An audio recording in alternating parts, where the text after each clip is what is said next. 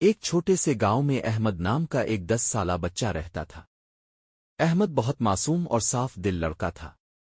اس کے چہرے پر ہمیشہ مسکراہٹ رہتی تھی اور اس کی آنکھوں میں چمک تھی۔ گاؤں کے سب لوگ احمد کو پسند کرتے تھے کیونکہ وہ ہمیشہ دوسروں کی مدد کرتا تھا۔ احمد کی ماں ہمیشہ اسے نصیحت کرتی تھی، بیٹا یاد رکھنا، سچائی سب سے بڑی دولت ہے۔ سچ بولنے والے کو اللہ کبھی اکیلا نہیں چھوڑتا۔ یہ بات احمد کے دل میں نقش ہو گئی تھی۔ روزانہ احمد صبح سویرے اٹھتا، مرغیوں کو دانہ ڈالتا، کنویں سے پانی لاتا اور پھر اسکول چلا جاتا۔ اسکول میں وہ بہت محنتی تھا، کبھی کھیلوں میں آگے ہوتا، کبھی پڑھائی میں۔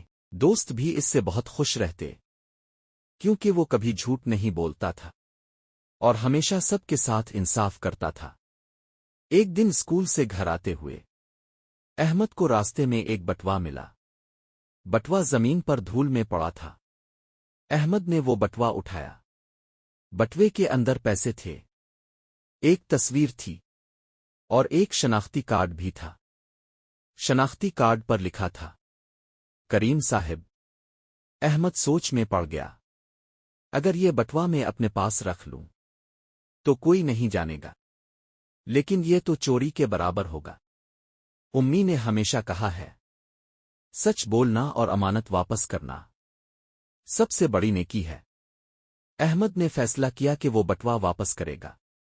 وہ گاؤں کے بیچوں بیچ گیا اور زور سے آواز دی، کسی کا بٹوا گم ہوا ہے، یہ کس کا ہے؟ سب لوگ احمد کو حیرانی سے دیکھنے لگے۔ ایک بزرگ آدمی دوڑتے ہوئے احمد کے پاس آئے۔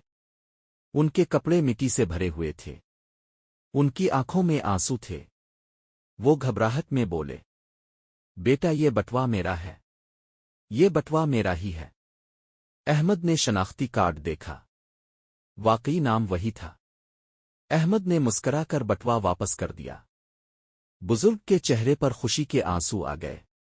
انہوں نے احمد کو گلے لگا لیا اور کہا، بیٹا تم نے میری زندگی بچا لی۔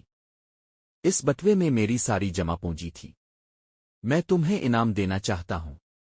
انہوں نے پیسوں کی گڈی نکالی اور احمد کو دینا چاہی، لیکن احمد نے کہا، نہیں چاچا جی، مجھے کوئی انعام نہیں چاہیے، یہ میرا فرض تھا۔